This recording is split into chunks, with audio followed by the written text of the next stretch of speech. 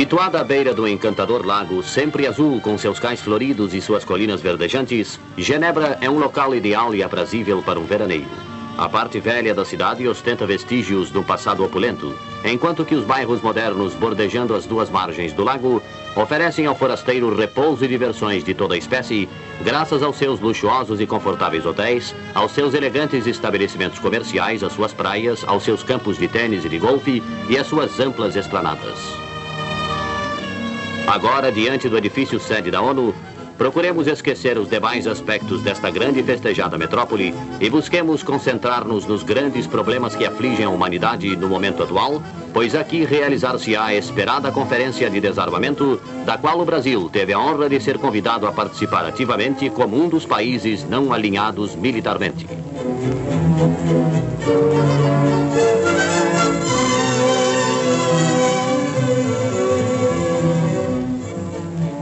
Os 8 países não alinhados deverão concentrar esforços para a conquista de uma posição no sentido de pressionar as grandes potências em busca de um acordo imediato sobre determinados pontos, como suspensão de testes atômicos e compromisso de não utilização de armas atômicas em certas áreas do mundo.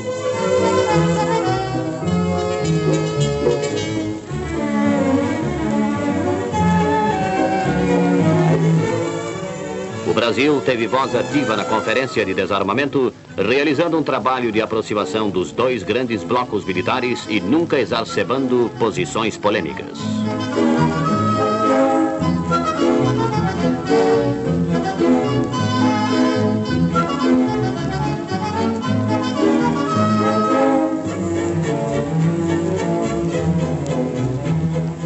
A conferência foi solenemente aberta com a presença de 17 ministros de Relações Exteriores, uma vez que a França resolveu não comparecer à reunião. A sessão foi aberta sob a presidência do Sr. Omar Susti, representante especial do secretário-geral das Nações Unidas. De curta duração, a sessão inicial tratou apenas do conjunto de normas processuais dos trabalhos, ficando resolvido que a eleição dos presidentes que atuarão apenas um dia fosse feita pelo sistema de sorteio, cabendo aos Estados Unidos e à União Soviética a copresidência permanente. O primeiro a ser eleito foi o chanceler da Birmânia e tudo indica que o Brasil, pela ordem alfabética, venha a presidir a penúltima sessão.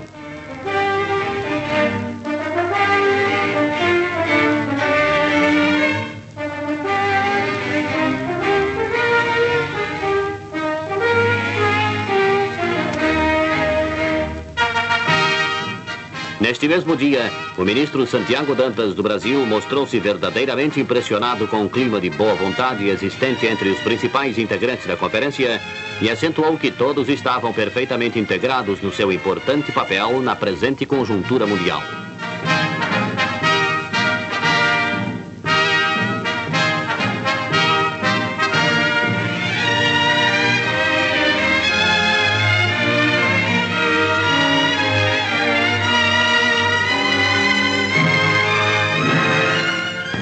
No elegante restaurante Bern, o chanceler brasileiro Santiago Dantas convidou para almoçar os representantes do Canadá, Sr. Hoover Green, dos Estados Unidos, Sr. Dean Rusk, e do México, Sr. Manuel Tello. Participaram do almoço ainda os senhores Afonso Arinos, Carlos Alfredo Bernardes, Roberto Assunção e o general Rivas.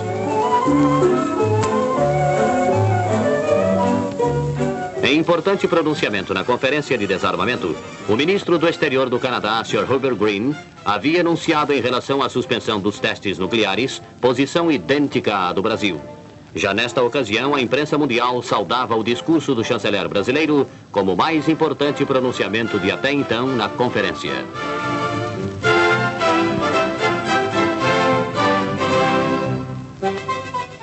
Num dos muitos contatos que manteve com os demais chanceleres, o ministro Santiago Dantas recebeu na sede local do consulado brasileiro a visita do chanceler do Canadá, com quem manteve demorada palestra, no decorrer da qual o ministro canadense demonstrou acentuado desejo de agir em íntima sintonia com os pontos de vista do Brasil, ocasião em que ambos passaram em revista os problemas ligados à conferência em andamento.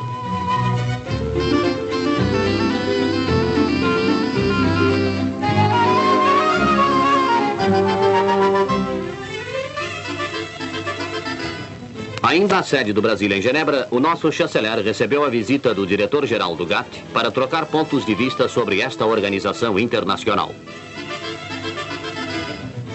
No consulado brasileiro, o ministro Santiago Dantas, em solenidade simples, fez a entrega da Ordem do Cruzeiro do Sul, no grau de oficial, ao comendador Carlos Pisoni e ao senhor Girolamo Luigi Bassano, diretor do Instituto de Política Internacional de Milão.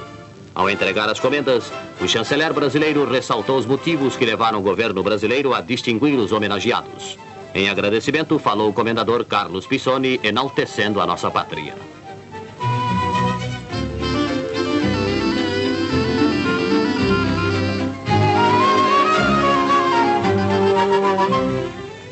O chanceler brasileiro visitou o Sr. David A. Morset, diretor-geral da Organização Internacional do Trabalho, com o qual trocou ideias sobre os problemas mundiais de ordem econômica e social, e mais particularmente sobre os problemas sociais com que se defrontam os países em processo de desenvolvimento.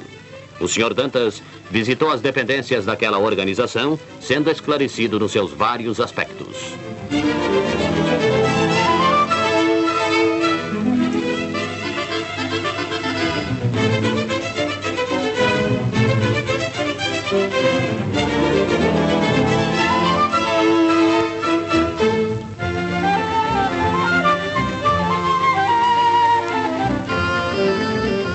Chegam ao Hotel Richmond os chanceleres da Rússia, Reino Unido, da Índia e República Árabe Unida para um almoço oferecido pela delegação brasileira.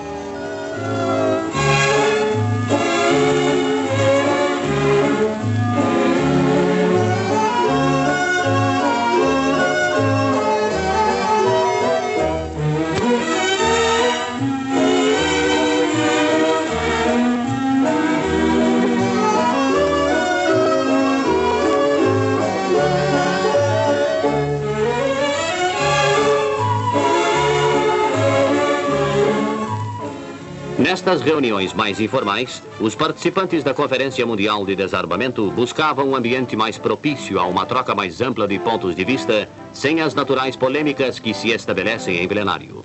O assunto do dia foi a posição altaneira assumida pelo Brasil e expressada através do discurso do chanceler Santiago Dantas, bastante comentado em toda a imprensa mundial.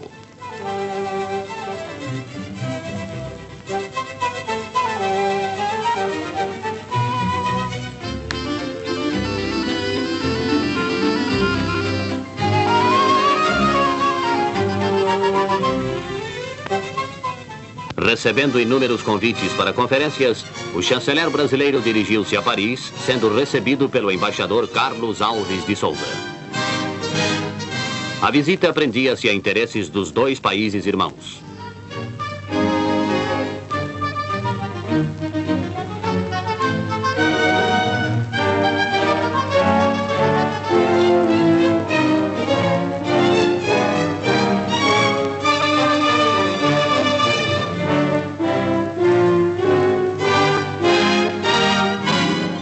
O ministro Santiago Dantas e o secretário-geral do Itamaraty visitaram o ministro das Relações Exteriores da França, Sr. Coup de Mirville, ocasião em que abordaram assuntos de grande importância ligados às relações entre as duas nações amigas.